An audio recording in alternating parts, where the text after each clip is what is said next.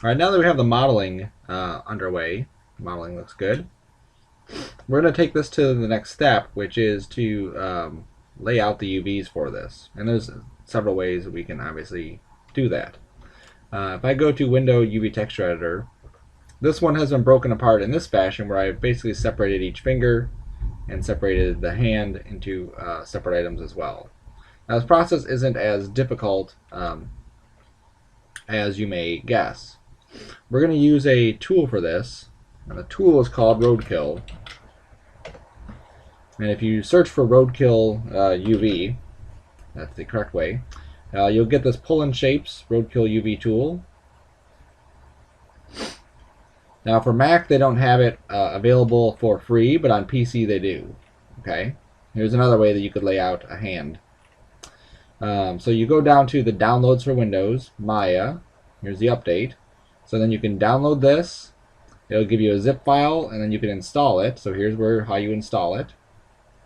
Okay, it's not terribly difficult. It's just copy the mel to that area and paste it into your scripts area. Okay, and then this scripts area on your school computer is not going to be C:users, whatever. It's going to be the D drive Maya preferences. So that's that 2014 preference folder, then scripts. Okay, so what we do is basically when we come into our UV map for our stuff, typically it looks like this. This is kind of like garbled mess of stuff that we really can't use, really can't play with. And we're going to click on their shape. We're going to go down here to the mel line. We're going to type in Roadkill UV. Just Roadkill, no UV. We're going to make sure that the R is capitalized and the K is capitalized. Okay? And then once we have that, we'll know that it works because we have this thing that comes up. Okay, so I'm going to go to Live Unwrap, hit Unwrap, and it'll bring up the Roadkill interface. Okay, and right now it's giving me a checkerboard pattern on here, and this is what the UVs look like. Our goal in rendering this out is that we're going to have a couple passes in this. One of them is going to be a checkerboard pass showing that we laid out the UVs correctly. Another one is going to be the subsurface scattering for this, and then another one will be ambient occlusion. Yeah. So what we want to do is lay out the UVs. Now this program is super simple. Okay, you just have to make sure that you grab the right stuff. So under Edge Mode, I'm going to go to Select, and I want to break. Basically, I want to break this hand into pieces. Okay. With our UVs, we have to unwrap this. How do we take this 3D shape and make it look like a flat shape over here? So the one that we saw in their example is basically if I went through and I double-clicked this center line, this is my cut line here, I double-click it, it's going to go through and select all of these. Now if it doesn't do that for you, then that means that you don't have quads all over the place. I have quads all over the place, which is what you should have. So it very easily goes through and just breaks it up. So then I can go up to Edge Mode and I can say Cut Selected, or the shortcut key is C.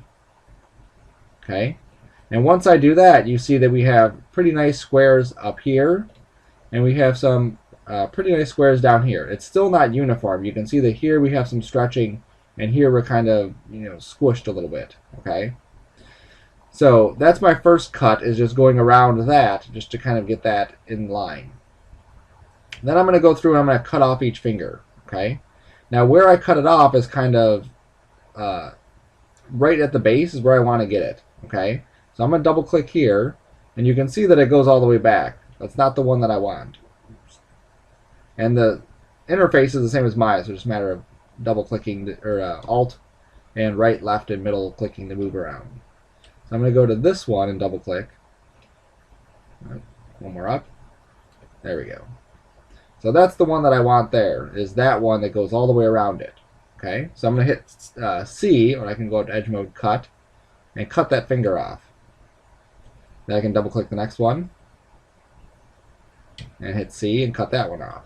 Double click the next one, C and cut that finger off.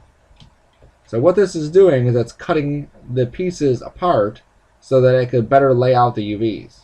If I double click this one, there we go, cut that one. Okay.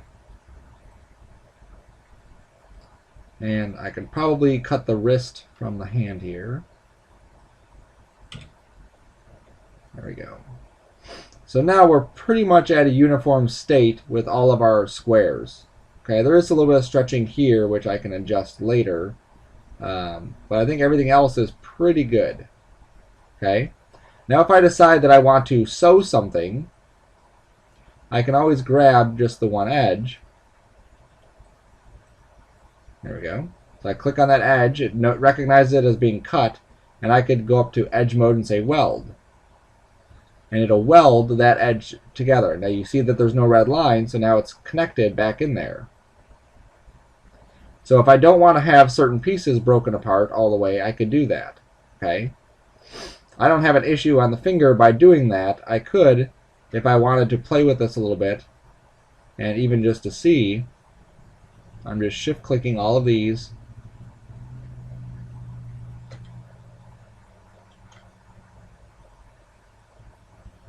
Until I get to the tip. Now you have to be careful because you see that I've accidentally selected a whole bunch of stuff here. So I'm going to hold Control and marquee it to deselect all those things that I accidentally selected. Control is my deselector. Okay. So now that I have just those pieces on the finger selected, I can hit W, and now this finger that I just did is now connected back together. So if I come over here, there is that finger as one solid piece. Okay? So I'm just going to undo that by just cutting it again and keeping it as a separate piece. Okay? So now the hand's sliced up. I could go to the thumb and say, well, I really don't want the thumb sliced the way that it sliced it, so maybe I'm just going to grab these, deselect those. Okay, I think I have all the pieces that were cut, and just weld the thumb back together. And then go through and cut the thumb differently. You can see that the finger is cut here on the side, where the thumb went like right down the middle of the nail. So I may want to grab a different one on the thumb, like that. That way it's on the side of the thumb. And then I can just Control, deselect this, Control, deselect that, and then C to cut it. Okay. Now, if you look under here, I have some extra spots that got cut. I want to make sure I weld those. So I'm just going to grab those points, those edges, hit, come on, there you go. Hit W to weld them, so it welds them shut. And then just look around and make sure everything else is cool with how this is laid out. Okay, we're essentially breaking this into pieces so that it's easier to get these squares on here. Okay, and I think we're good. So now I can just go to File and say Exit. And then what that's going to do is it's going to take those UVs that we just set up, and in my UV texture editor, here they all are. Okay. So it doesn't keep the shader on there. The shader's gone. So I want to put a new shader, that shader back on here. Okay, but I'm going to do that through my render layers because eventually we're going to render out a checkerboard pattern on here. So I'm going to go to the New button. Okay, with my hand selected. So now this one is going to be checkerboard. And just call it checker. I'm going to right click, do an override, create material override, and it depends on what we really want. If we went with like a Mia, there it is. If we went with a Mia, we could actually add like a checkerboard with reflectivity and stuff like that. I'm going to stick with a surface shader.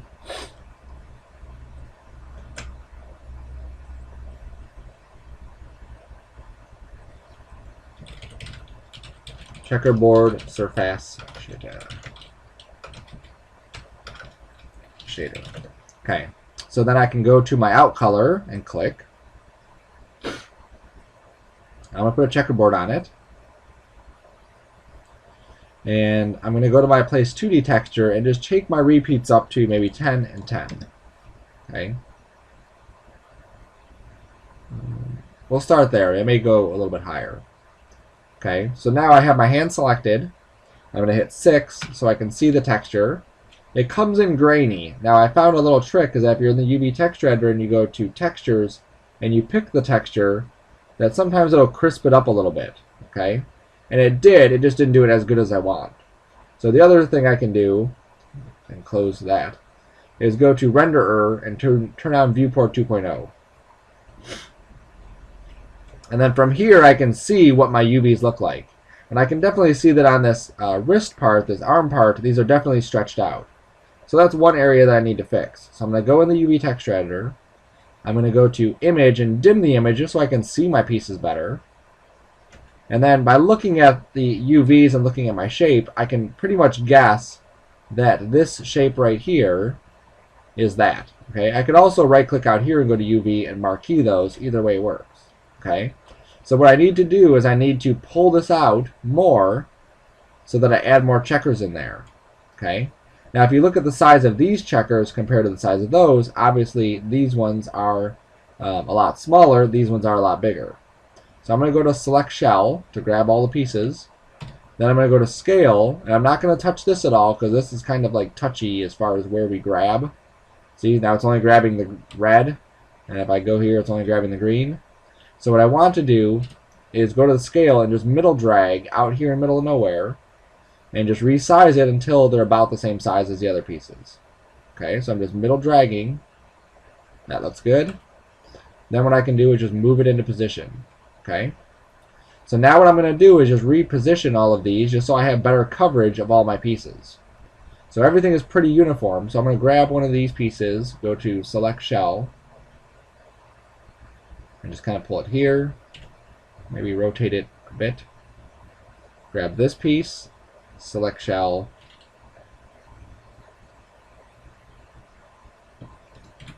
grab both of these, maybe rotate both of these like that. There we go. And your goal in this is just to try to find the best layout that fits all of these pieces in here. Oops. Select shell. And we don't want any overlapping. Overlapping is bad with UVs. And I can probably rotate this guy and fit him in right here. I don't even want them to be like extremely close. I want them to be have a little bit of buffer room between them. Okay, like this is too close for me. That's too close.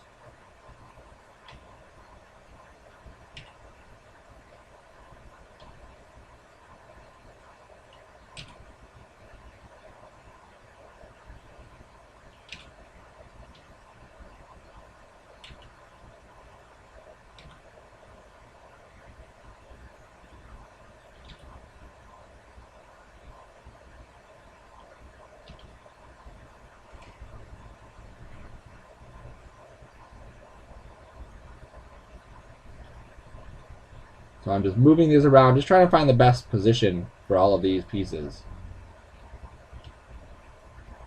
Okay, it's kind of like a really loose puzzle.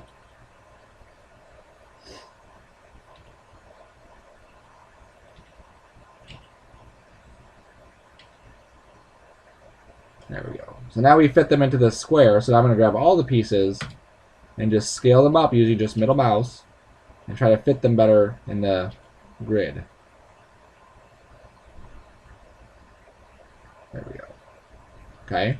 Now I want to leave a little bit of room here, which I have, and a little bit of room there, which I have.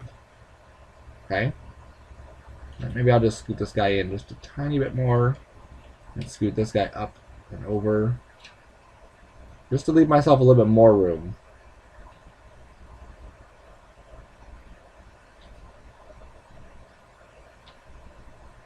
Okay, I don't like getting too close to the edge because it can lead to some bad stuff. Okay. So now I have the UVs laid out for this hand. I want them to be smaller though, so I'm going to go to my attribute editor for my checkerboard, go to my place 2D texture, and turn this on to 30 and 30. Okay. Now we have a nice checkerboard pattern where we can see if we have some bad areas. And I can see that on my nails here that I do have some bad areas. Okay, those are like a little bit too compact. So I'm going to go to my UV texture editor for those. I'm going to grab the UV out here just so I can see where it is in this place.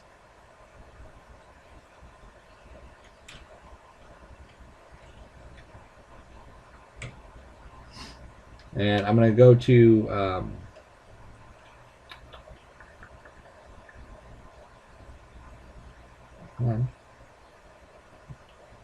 I'm going to grab this and just kind of move these points around and see what we're getting in here. See why we're not getting very nice results.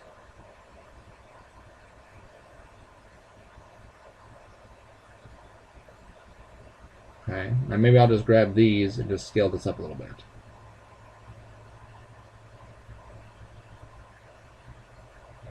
There we go. And as I scale this up a little bit, you can see it's bringing more resolution into this area. Now I just need to go to the next row out and just kind of loosen that up too. Go to the next row. Okay, and I'm just scaling these out because we need to have this uniform. I can't have any weird spots in this.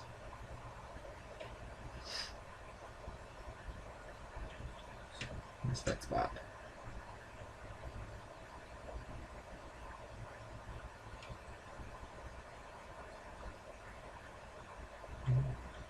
And Roadkill does a pretty good job. I'm actually surprised that I even needed to do that.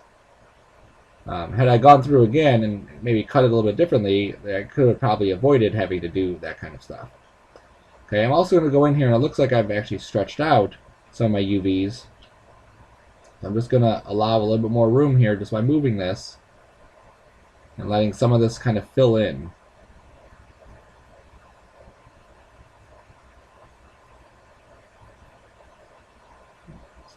Oops, right there. There we go. And now if I do have something right there, I'm not going to be too concerned about it. I mean, if it's a little bit like that. Okay. Alright. There we go. Also, I have this band right here that looks kind of funky. Let me go to the UV texture editor and grab these and these. That's the bottom of my wrist.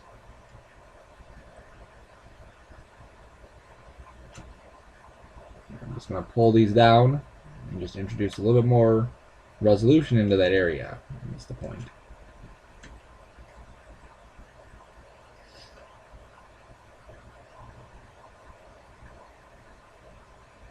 There we go.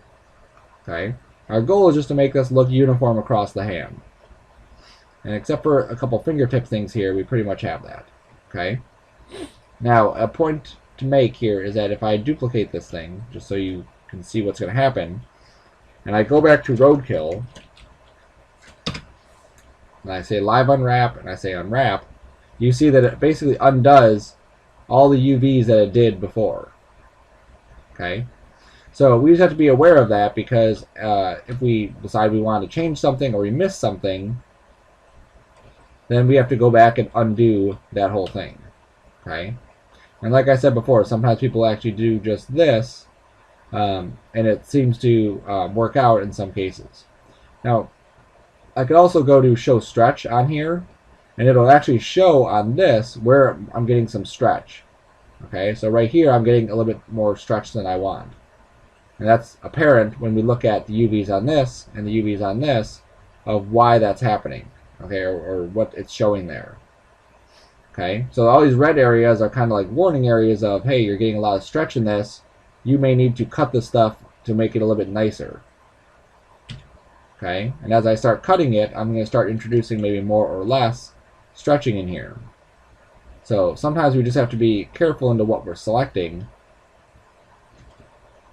Kind of take this in strides and say, okay, well, I like the way the top looks. I don't need the bottom to be like that, so let me just try cutting the bottom.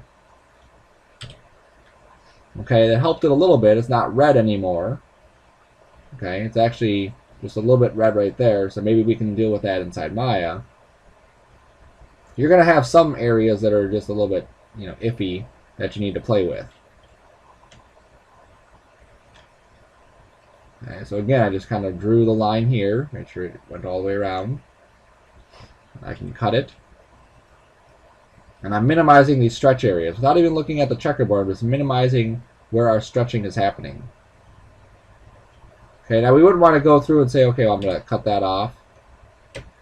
It's funny because that took care of a lot of it. And go through and cut this off. Oops. And go through and cut that off and cut that off and cut everything off and cut it into like hundreds of pieces, because then you're going to have like too many pieces in there. Okay, it should be a minimal effort on this. And if this was a real hand that we're really modeling as an actual piece, the nails we would probably just do as a separate piece anyway, and just have something on top of that.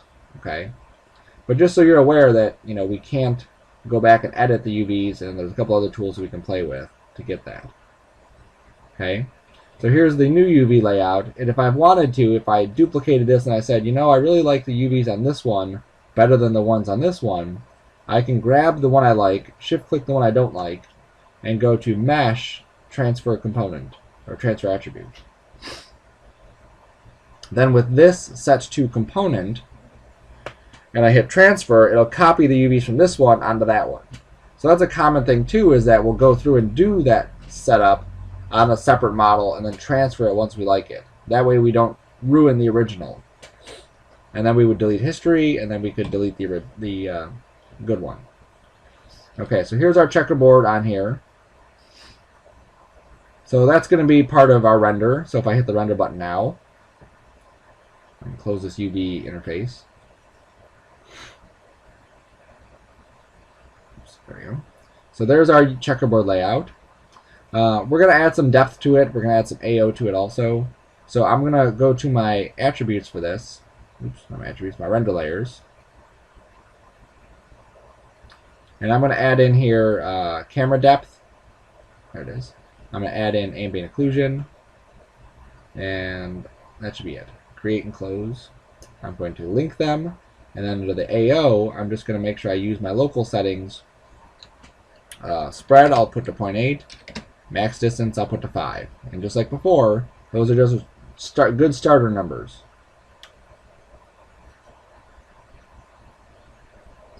Okay, we're getting the same rendering. It's taking longer because we're doing the AO in the depth. Now we can go to the load the render pass, and we'll look at the depth. And again, in here we're not going to see anything because this is, it's not showing our full exposure in here. Even if I crank this down, I don't even think it's updating.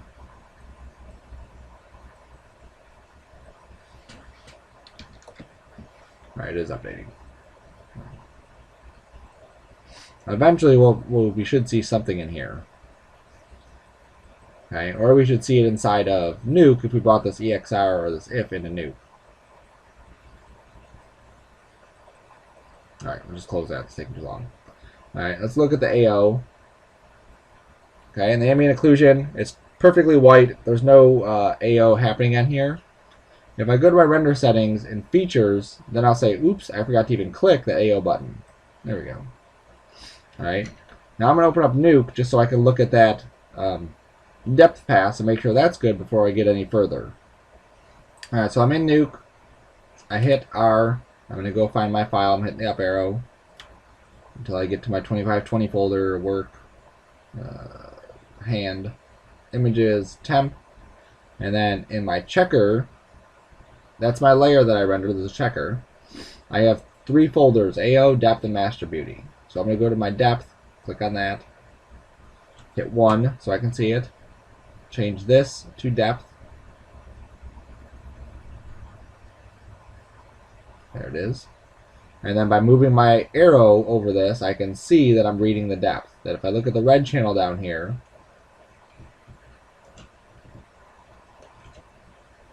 come on.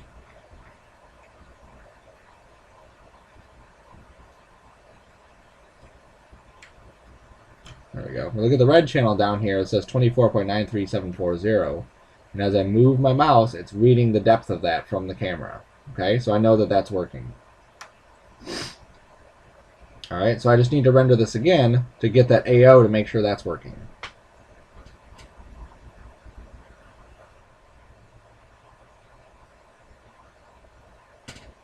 And now it's taking even longer because the AO is, in fact, working correctly.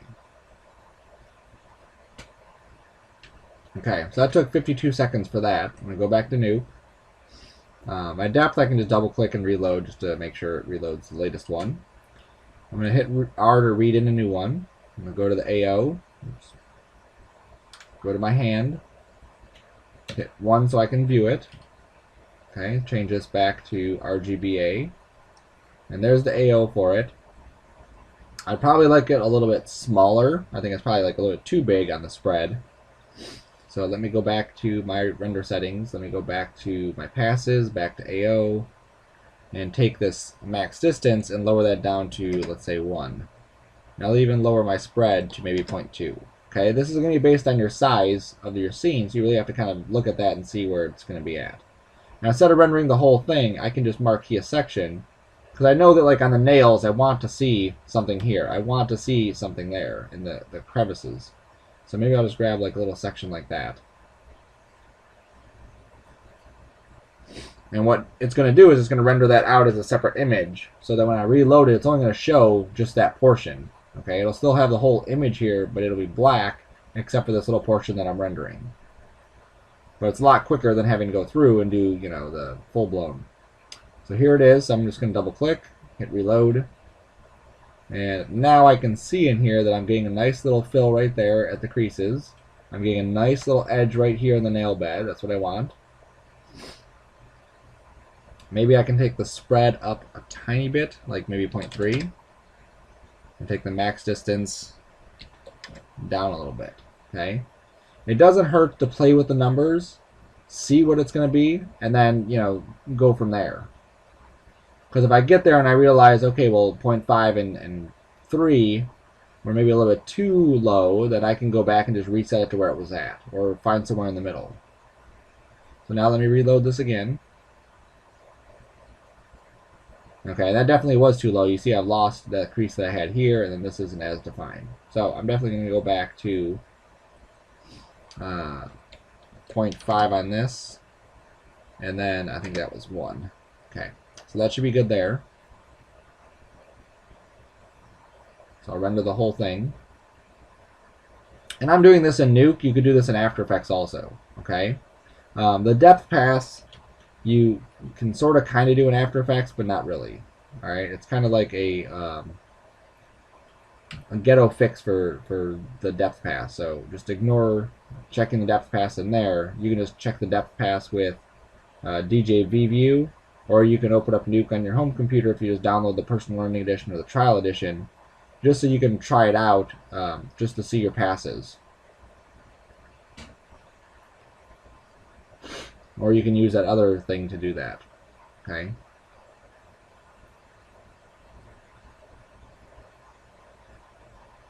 Now, if this was a real hand that we were doing and going crazy on, we would actually want to paint the hand. We're not going to be painting the hand in this case. All right, so I'm going to go back to this. Let me reload it.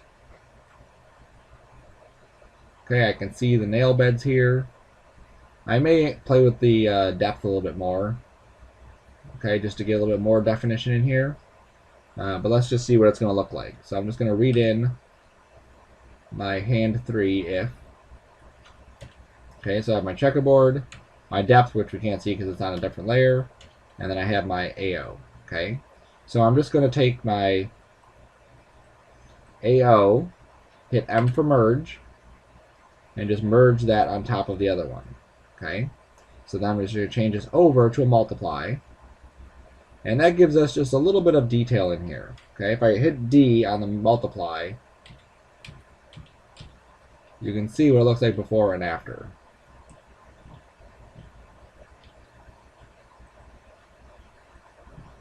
Okay. I'm actually surprised it's like cutting this stuff off.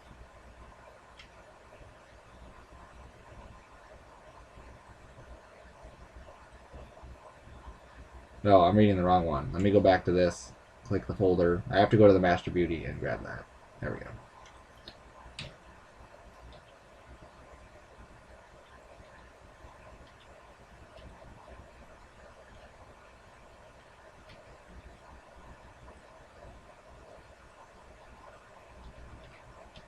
Alright, so you can see there's a subtle difference in here, right in this area right there.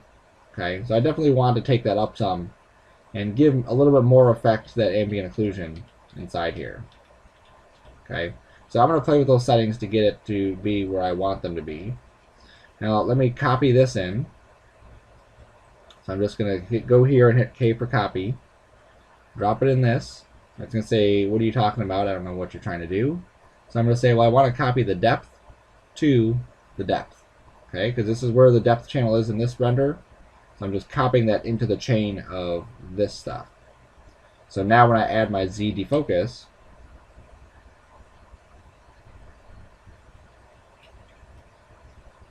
I can just pop this back here, let's say, and then there's our focus point. Or I can drop it here, and there's our focus point.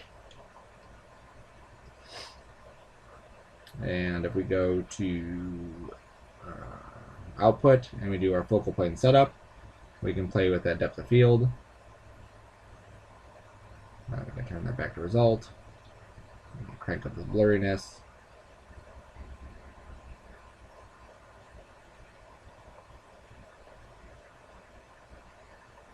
Okay, it's chugging right now, thinking of, what are you trying to do? You can see there's my blurriness right now. This is that at full, basically. I can crank it down from here. And the end of this, we want to have just a little bit of softness happening on here. And I think maybe the checkerboard might be a little bit too solid, but that's going to be something we're going to fade on anyway, so I'm not too concerned about that. It's not going to be like the full-blown checkerboard. Alright. Okay, so the checkerboard, I'm going to say is done. I just want to fix that AO, so I'll be back after I fix that. Okay, so this is where I ended up with my ambient occlusion. And this is where it looks like now. If I disable, oops, you can definitely see the effect. There's some darkness that comes into these areas, definitely in the nail beds. Okay, and I could add a grade node between this. So I click on the hand, hit G for grade. And then by, let me look at this while I'm doing it. So I just click on that, hit 1. I can multiply, which is going to make the white areas whiter and the dark areas darker. Or I can go and multiply it this way.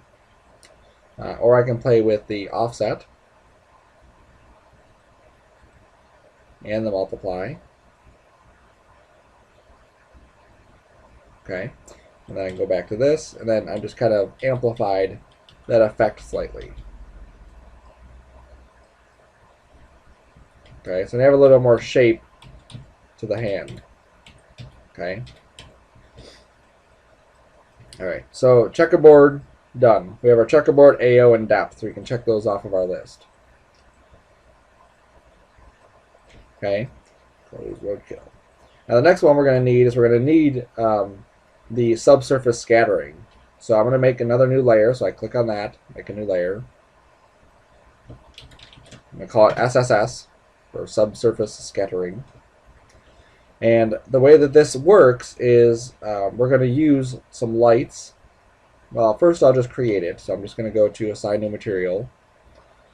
And under Mental Ray, there are several MISSS. And these are all Mental Ray subsurface scattering shaders. I've had luck with multiple ones of these on different projects. But typically I stick with these two. So I'm going to go with this MISS Fast Simple Maya shader. It'll say you have to create a texture here. I'm going to say use selected and then close that. Okay. This just attaches a texture map to that thing. So now if I close this and I go to render it, we're going to get a look of some subsurface scattering type thing, but it's not fully complete yet because we don't really have any lights in our scene except for the default. So we're going to go and create an area light. There it is. And just so we see what subsurface scattering is,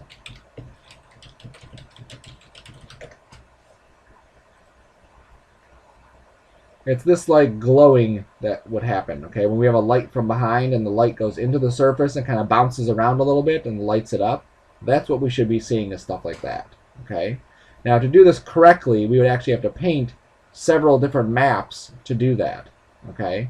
Because there's different layers of how much the light is able to come into the scene. And I'm not gonna, we don't have the time to go into it, but I'm just gonna point you to this resource, which is Digital Tutors. On Digital Tutors, they have, if I go to, they have this video on advanced subsurface scattering, where they take this model and they put this texture on. This is all texture. This is not, this is, well, obviously model too, but it's not a photo at all. Okay. This is completely textured in Maya using subsurface scattering and using some texture maps. So this video that they have goes through all of that. And it's obviously, this is a lengthy thing, an hour, 2 hours to do this. And they're basically just applying textures that are already created. They're not making them. And then there's also another one, which is painting a hand in Mari. And this one goes through the process of, well, that's the one there, of doing all this painting work inside Mari, okay? And how to get it to look correct. We're going to reveal our sub. Okay, so there's all this stuff in here, and this is another one that's 2 hours, 3 hours long. Okay, this is painting the texture for the hands to get it to look really nice. Okay, so, you know, if we had more time, we could go into those kinds of things, but we don't. So that's what subsurface scattering is. We're getting a very basic setup on here, just so you have an understanding of what it is, and then from here you could explore it further. Okay, so I'm creating an area light.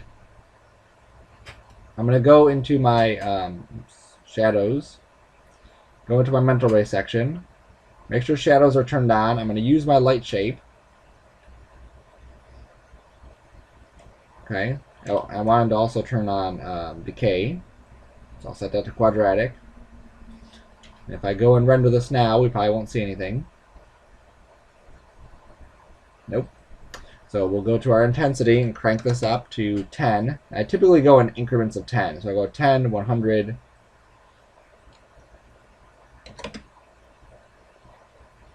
and then 1,000. Yep, we're starting to get something there. Not that it'll show up in the video, but we're starting to get something. Okay, and then at 1,000, I'm actually seeing the hand. Okay, so I'm going to have one light that's in the front of this, and I'm going to duplicate it. And I have another light that's our backlight. Okay, and this is where we'll see some of that subsurface scattering effect is on this backlight shining through here. So I usually make this one a little bit more powerful just to kind of amplify that subsurface scattering effect.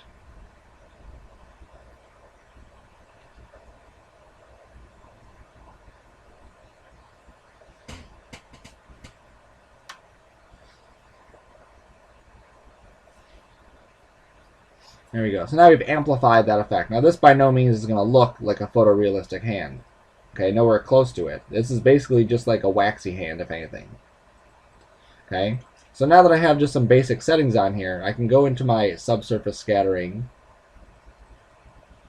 There's my Fast Simple Maya, and we can go through what some of these settings are going to do. So the gist of this is that we have diffuse, and we have these subsurface scattering layers, and we have a specular layer. And then we have these weights. Okay? And then we also have, if I come down here to, not light map, I come down here to there we go, algorithm control, we also have this guy, which we'll play with in a minute. So these settings here that we have, these weights, is how much of this diffuse color is being applied to it. So if I turn that to 0, that means 0% of this is going to be applied. If I turn this to 0, 0% of that. If I turn this to 0, 0% of that. If I turn this to black and 0, no, we still have a little bit of specular there. Okay, if I render it, we might see a little specular shining on this. And I'm going to take this down to half res so we don't see, or so it doesn't take so long. Okay. All right, so we see a little bit of speculon there coming in. Now, what I like to do, and this is just a practice that many people do, is that in order to separate these into what we want to do or what we want to adjust, we take all these weights off. Okay, so all the weights are off.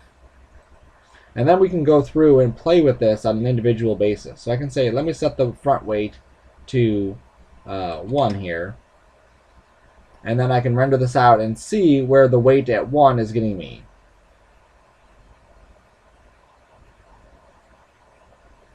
Okay, and what this is showing is this is our front scatter. Okay, this is like the top of our surface and what it's doing.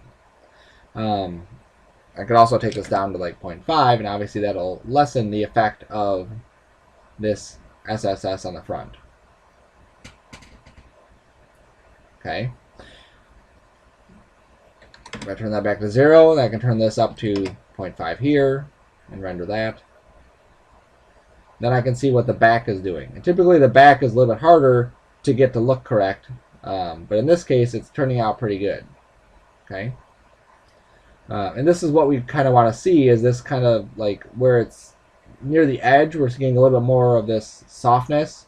And where we have these thicker areas, it's a bit darker because the light has further to pass. Okay, so we can play with this setting, and this is where we want to change how much that back color is going into this.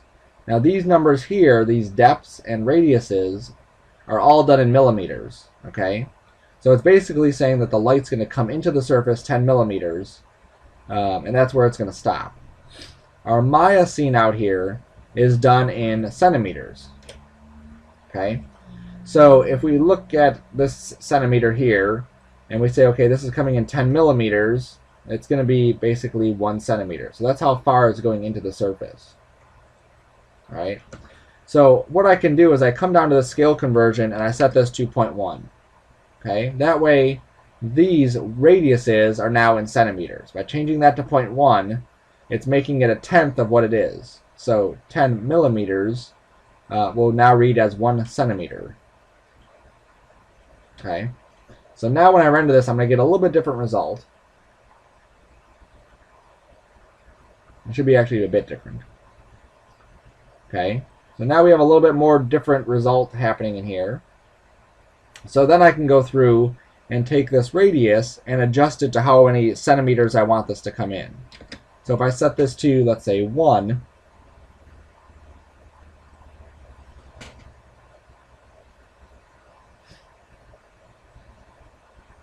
okay, I'm getting that kind of result.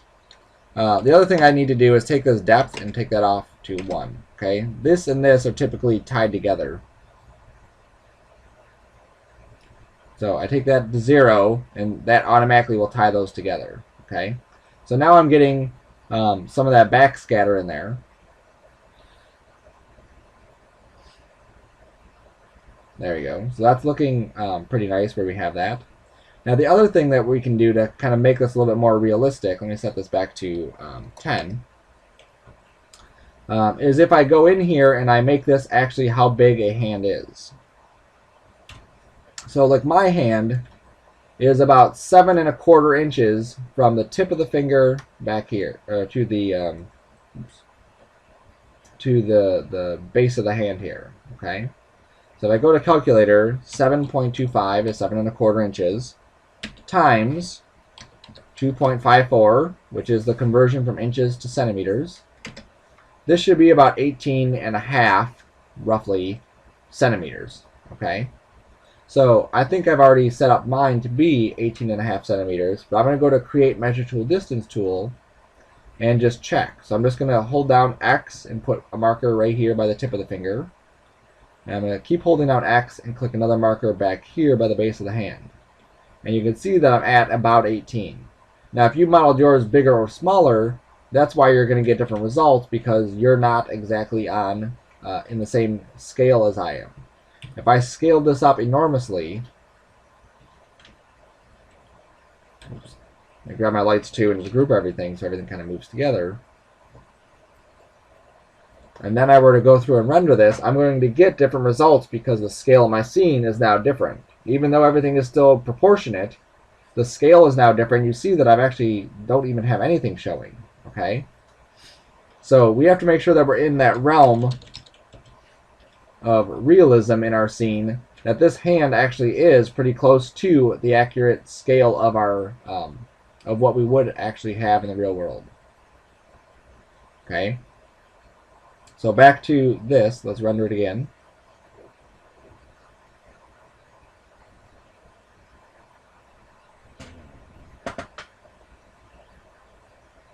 Okay, so there's my back subsurface scattering. I'm going to take my shininess up a little bit. Take this back to, I think it was at 55 or so.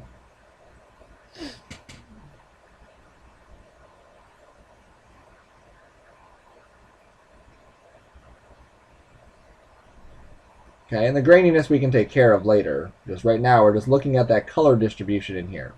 So if we wanted to, we can play with the weight of the back.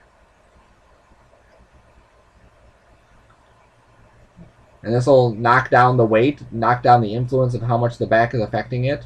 Okay, so we can see where the back is affecting it. If I turn this back on to 1, or to 0.5, whatever it was at, and we render that, we can see what that's affecting it.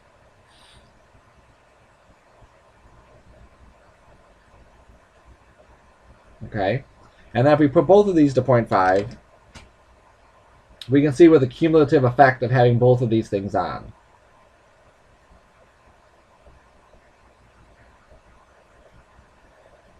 Okay, we can also adjust the coloring. If we don't like the coloring, we can click that, and we can pull some of this coloring down for the front maybe, and then up for the back.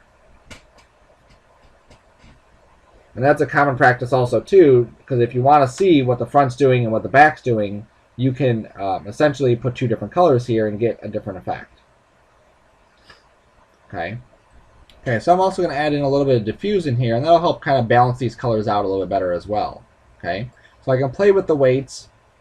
Okay, I can make these a little bit stronger if I need to, or a little bit less. If I really want to show off the look of these, I can play with the diffuse weight and get a different look there.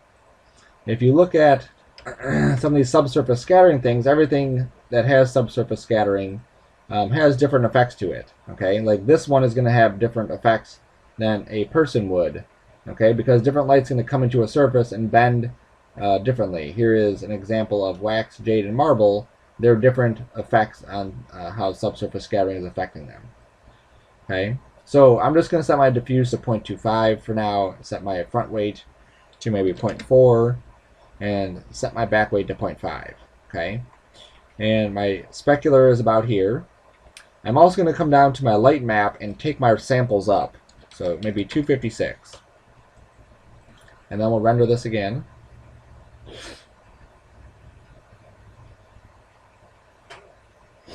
Okay, and now we have this subsurface scattering in here. And again, it looks more like wax than it does actually look like skin. Okay, and our intention is just to kind of get an overview of what subsurface scattering is. So I could play with my lights as well. If I take my lights intensity and I pull the back's intensity up some, so let's say I made that 6. We'll save this and re-render.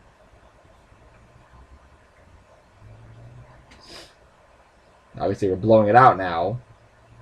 Let's go down to 4. There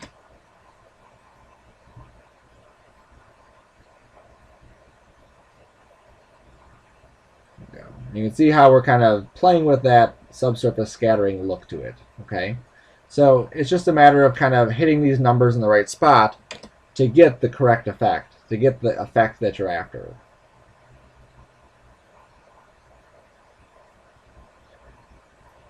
Okay, I'm also going to lighten this front one maybe to 750. That is. The back one to 1500.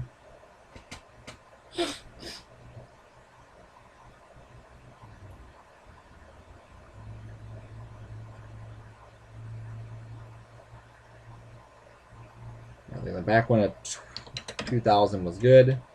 I'm also going to come to this. Let me delete the history on it. And I think I want to, let me see.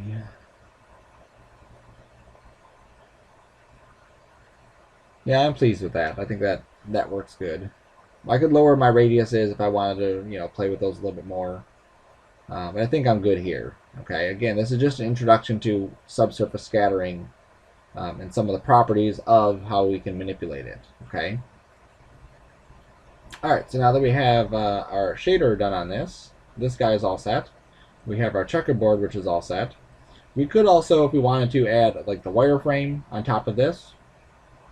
And that would be a cool pass to add too. I'm not going to require it, but you could add that. Just remember that your wireframe that we're looking at here is essentially a smoothed out version of this. Okay? Of our wireframe we're working with. If we render this out as a wireframe, we're going to get it like it's actually smoothed out. Okay? So just be aware of that. Alright, so now we're just going to do a little camera pass on this.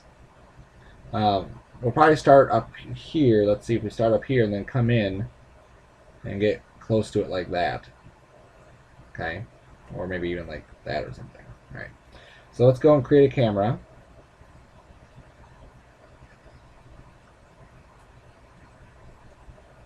And I'm going to turn my blue circle on. I'm going to go to View, Camera Settings, Vertical on mine just because it doesn't fit it all the way. Okay, make sure I have the camera selected. I'm going to give myself 96 frames. I'm going to hit, let me change my focal length to maybe 25 just to kind of stretch it out a little bit. I'm going to set a key here at frame 1, right there. I'm going to go to frame 96. I'm going to get a little closer. Really even show this from the bottom. And then we'll set a key there. Okay.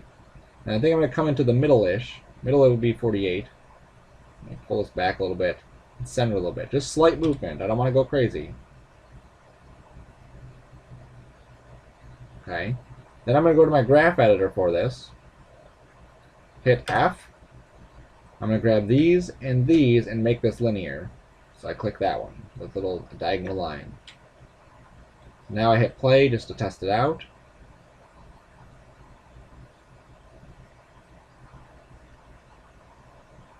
There you go, that looks good. Okay. And then I want to do a test render from this point. Make sure it looks good with my SSS.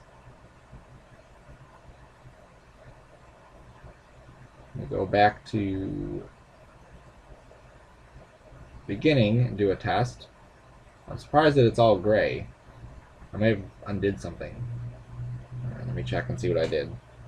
Now somehow I accidentally removed the material. Alright, so there's our material here at the beginning. There's the material at the end. Just to be safe, I'm going to go and reassign Lambert 1 and then reassign it again. It's still not giving me the same color that it had a second ago.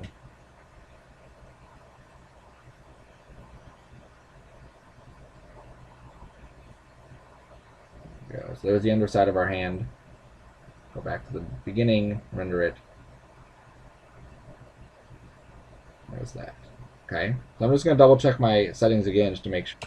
Alright, somehow my shader broke. So I just remade it, reassigned it, and then just 0.35 for the diffuse, 0.3 for the front weight, 3, I just played around with that. 0.55, 55, 256, 0.1. Okay, so the same settings-ish that I had before, but now I'm getting my color back where I wanted it. Okay.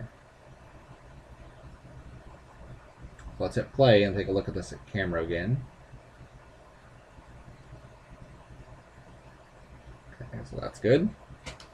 Alright, so now we have our movement here. If I go to my checker, we have the same camera move, so the camera is going to go to each one. Then we have our master layer, which we're not going to render, but there it is. Okay. Now again, I'm showing you render layers because I want you to be comfortable with kind of looking at these things and seeing how we can combine these into fancier stuff. Okay. Let me close some of these windows I have open. So now we can render this out. So I'm going to go to my render settings. On my SSS, on my features, I have ambient occlusion on. I'm going to right click. Oh, that's right. I can't do that. Never mind. I'm not going to right click. I was going to turn that off. I'm going to go to quality and take my quality up to 2. Don't need any indirect lighting in this case. My checkerboard has the AO and the depth. I could have easily put the AO and the depth on the SSS also. It wouldn't matter which one I put it on. Okay. I'm going to render these out as EXRs. Actually, I'll render them as ifs. Nope, we'll do EXRs. Okay, because I want to go on a nuke with them and I want to keep everything together. Okay, and the reason we do EXRs is so that it takes all the passes from the checkerboard and stores them inside the checkerboard thing. So now let's name this hand underscore, and now I'm going to right click and put insert layer name. Okay, so it's hand underscore SSS, hand underscore checkerboard, and in the checker EXR would be all the passes for that stuff. Okay, name.number.extension 1 through 96, perspective 1, 960 by 540, good, good. We don't need that on this case. Everything else should be good. Okay, so now we're going to save, and we're going to render it. I go to the options, make sure this is set to something high, like 16 or so. I go to my task manager, I wait for Maya Bash to start up. There it is. And then I check it just to make sure that it gets above 25. If it gets above 25, it's good. It got to 94. Okay? So then it's just a matter of waiting for this thing to finish rendering, and there it is. Now, if you're on a school computer, right-click, set priority below normal, and hit change priority. That way that it won't take over if someone else wants to use the computer. Okay? Even though you may want it to, we don't want it to because then they can just shut it down. Okay? So I'm going to save this scene, let it go, and then we'll come back and composite this thing.